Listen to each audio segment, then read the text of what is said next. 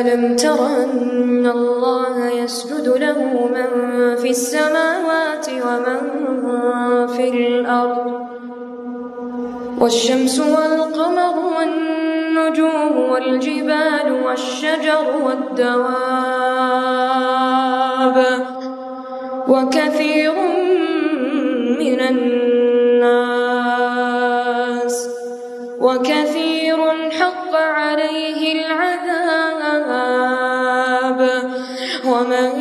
يهن الله فما له من مكرم